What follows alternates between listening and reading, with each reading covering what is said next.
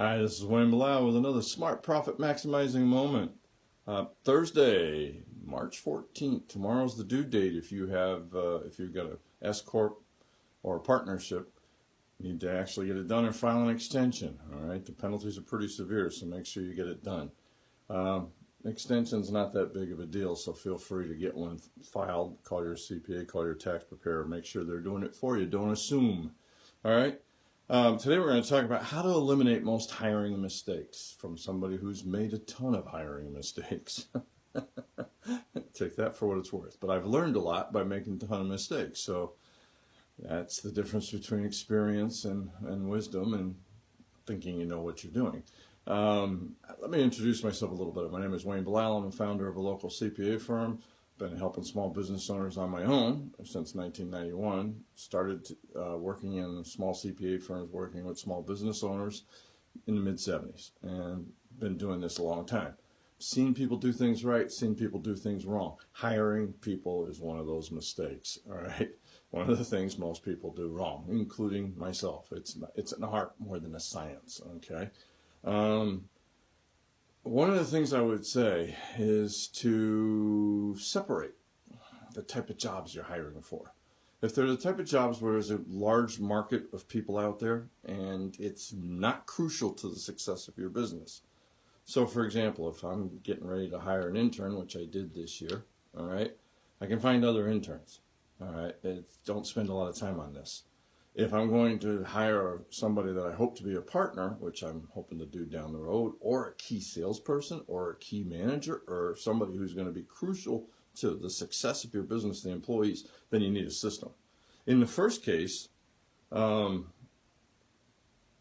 break my own rules because I say the problem is business owners make the mistakes of having no formal hiring process and tend to hire the first qualified applicant they interview. This causes them to spend too much time interviewing and asking too many of the wrong questions.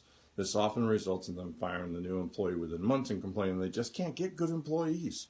Since an employee is particularly vital to the expansion and survival of a small business, proper hiring is an important skill. Look, I'm not saying don't have a plan, all right, for the smaller ones. Have a plan, but your plan should be a little bit different and less intensive in time. Okay, give you an example. If you can afford to do this, if you're large enough and you can afford to do this, this was a system that worked for me well at Magnolia Coca-Cola. When I was hiring people at a staff level that were going to do payables or receivables or something I could easily hire, I first brought them in as temps. I actually had an arrangement with a temp agency where I got to try them. A lot easier, a lot cheaper if you go through a few of them. It won't affect your unemployment rate. Don't forget, the Texas Workforce Commission rate can be, I think ours is like 0.6, 0.8. I've seen it as high as 6 or 7%. Now that's of the first 9,000, but that can add up pretty darn quick. So if you're going to use this method, you might want to use a temp agency and negotiate it. And make sure they understand. What you're looking for is, what you're doing is you're understanding that an interview is very much like a first date. People are on their best behavior. You really don't know what you have until they get comfortable, all right? Once they get comfortable, you can then talk to them, and you can see what their work ethic is, how well they play with others. That's important. You get one wrong hire, and you can screw up a very nice and almost family feeling that comes into a business. That's almost more important than what they know. If they don't play well with others, they probably need to leave because they're a poison in the well, or a bad apple among a bushel, all right, which pick your whichever one you like better, all right? So, but I don't spend a lot of time on that. I hire quickly, I fire quickly. I hired I went through an interview process. I actually had, 2, 3, 4 interviews with this person, I think 3, for a key executive secretary position at that time, who was going to be working with the president. She did well, she came across fine, I hired her. She came to work. Actually, I don't believe she came to work. I think her evil twin sister came to work because the person I interviewed is not who showed up to work. I fired her within 4 days. I'm not going to get into the reasons for it. She gave us plenty of reasons, trust me. It was really rather amazing what she assumed she could get away with in 4 days. I had another one, same position. I interviewed her.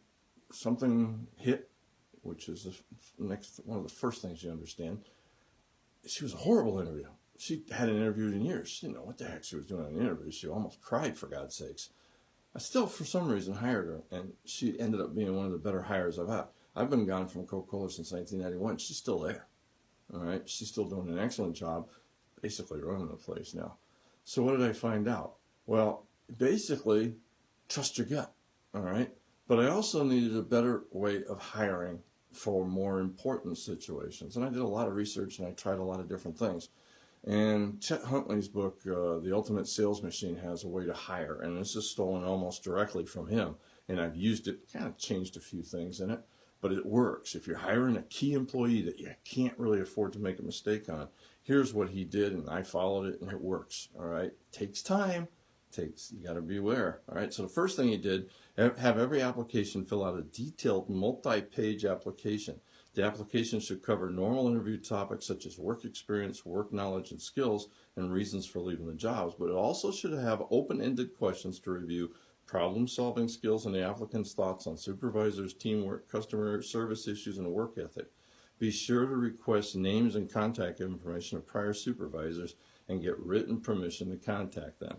Understand what you're doing there. You're trying to see how well they write, how will they solve problems. You're doing a little bit more. You're weeding. You're going through the weeding process. Second, assign the best applicants a time frame where they must call in for a 5-minute phone screening.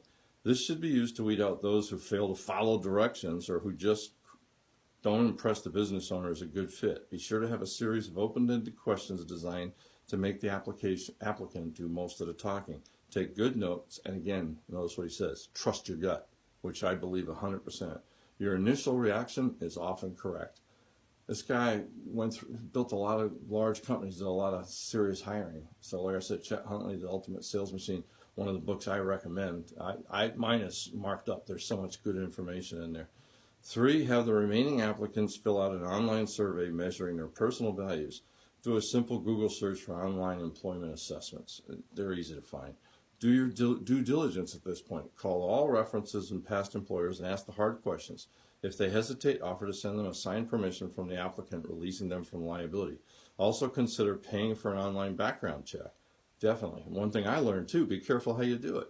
Had somebody doing an online background check, didn't realize that there's different background checks. The one they did was just for Texas. Unfortunately, she had a criminal record in New Mexico and another state somewhere, and basically started for embezzlement and embezzled from this employer. So make sure you figure out what you're doing. The cost is, like I said, the cost of doing that is minor compared to the liability exposure of hiring an applicant with a criminal record or one who lies about their work experience and education. 5, finally, do your face-to-face interviews. By this time, you should only be dealing with well-qualified and committed applicants. They had to do a substantial amount of work just to get the interview. All right? You have a lot better information in order to ask good questions at this point. 6, make sure the applicant signs a form agreeing to a 90-day probation. Remember my first secretary story. Great interview. Wrong person showed up, the evil twin sister. Okay? And make sure they understand that during that 90-day period, they can be fired for any reason at all. Be sure, get with your employment attorney. The laws are different in every state. Hiring experts who can recommend a procedure have experienced substantial decreases in new hire firing, resignations, and absenteeism. This system works. It's time consuming. That's why you only use it for the people that are important and vital to you increasing your profits. All right? Hiring people, it's not really in the smart profit maximizing system, but it is in my 90-day course, which is online, because it is vital to the profitability of your company. Remember, the smart profit system is really almost could be a smart profit boosting system, because it's designed to get you a quick start jump in the first 30 to 60, 90 days. All right, that's what it's designed for. It goes after the quick ones. The 90-day profit maximizer course, which I have, it's got way too much information for most people. It's a serious Bible of how to make money.